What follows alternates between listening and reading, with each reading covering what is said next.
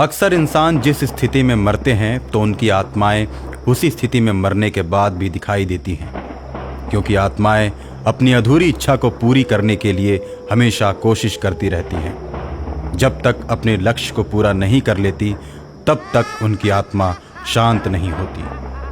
आज मैं नर्तकी औरत की आत्मा की कहानी सुनाने जा रहा हूँ, जिसकी आत्मा हमेशा नृत्य और संगीत के इर्द गिर्द घूमती रहती है। राजू और मोहन दो भाई थे और उनकी एक बहन थी जिसका नाम सोनी था। तीनों पैसे कमाने के लिए शहर में जाते थे। राजू ढोलक बजाता था और मोहन डुगडुगी बजाकर लोगों को बुलाता था। जब लोगों की भीड़ जमा हो जाती है तो मोहन गाना गाने लगता है और उसकी बहन सोनी नाचने लगती है। सोनी के घुंघरू की मीठी धुन सुनकर लोग खुश हो जाते हैं और बहुत सारे पैसे देते हैं। तीनों भाई बहन पैसे मिलने पर बहुत ही खुश होते हैं। उसके बाद पैसा और सारा सामान लेकर शाम होने से पहले अपने घर पहुंच जाते हैं। पर एक दिन रात के समय सोनी घर के बाहर बगीचे की तरफ डरावनी आवाज सुनती है और आवाज की तरफ खींची चली जाती है।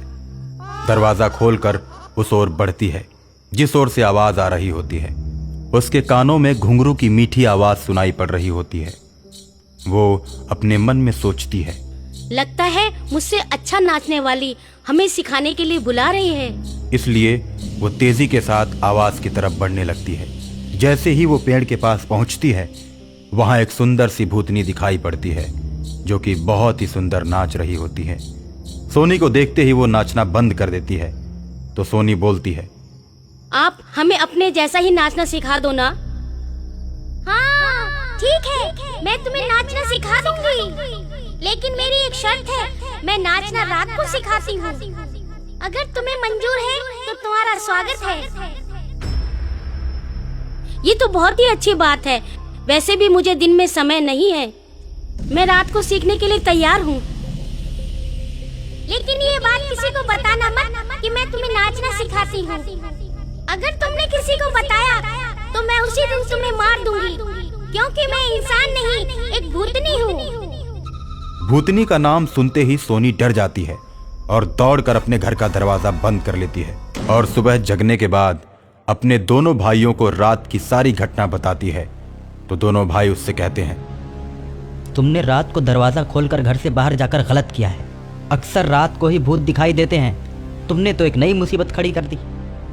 चलो खैर कोई बात नहीं, आज के बाद हम तीनों एक ही साथ कमरे में सोएंगे। और इसी तरह बात करते करते तीनों शहर की तरफ निकल जाते हैं। और उस दिन सोनी शहर में इतना बढ़िया नाचती है कि पूरे शहर में तहलका मच जाता है। वो चर्चा का विषय बन जाती है।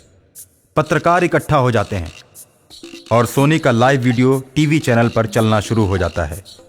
एक ही दिन में सोनी इतनी लंबी छलांग मारती है कि सबके दिलों पर राज करने लगती है। सोनी के सामने पैसों की बारिश होने लगती है। उसके भाई भी खूब खुश होते हैं। बहुत सारे पैसे लेकर तीनों घर की तरफ चल देते हैं और उसी पेड़ के पास पहुंचते हैं जहां रात में सोनी गई थी। पेड़ से आवाज आती है, तुम तीनों रुक जाओ। आवाज सुनते ही तीनों भाई बहन रुक जाते हैं। तो भूतनी बोलती है, मैं भी एक कलाकार थी, मेरा नाम मधुबाला था। खैर छोड़ो, आज सोनी के शरीर में प्रवेश करके मैं ही नाच रही थी, जिसके चलते सोनी को इतना बड़ा सम्मान मिला। मैं भी कलाकार और तुम लोग भी कलाकार, इसलिए हमेशा मैं तुम लोगों की मदद करती रहूंगी।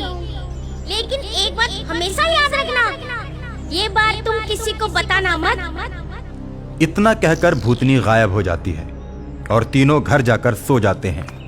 लेकिन अगले ही दिन जब ये तीनों शहर जा रहे होते हैं तो उसी पेड़ के नीचे एक लाश दिखाई पड़ती है, जहां लोग इकट्ठे होकर लाश को देख रहे होते हैं। तीनों भाई बहन भीड़ को देखते हुए चुपचाप वहां से चले जाते हैं और किसी से भी कुछ नहीं बोलते। जब शाम को लौटते हैं तो देखते हैं कि भूतनी एक इंसान को मारकर उसका खून पी रही है। उसके मुंह में खून लगा हुआ है और उसका चेहरा बड़ा ही डरावना दिख रहा है।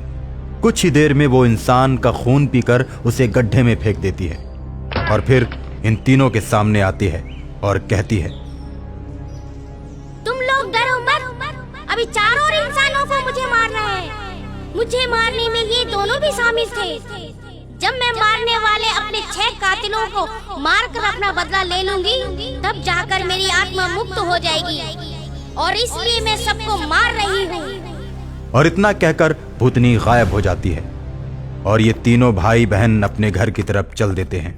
भूतनी एक एक करके सभी को मारकर अपना बदला पूरा कर लेती है और अंत में इन तीनों के घर पहुंचती है और कहती है, मेरा बदला पूरा हो गया।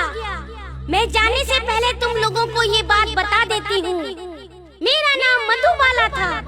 शहर की गिनी चुनी नर्तकियों में मेरी गिनती होती थी, लेकिन जिस समय मैं मुजरा कर रही थी, मेरा मुजरा देखने के लिए 6 दोस्त आए थे, और मुजरा खत्म होने के बाद उन लोगों ने दरवाजा बंद करके मुझे मार दिया, और तभी से मेरी आत्मा भटकने लगी थी।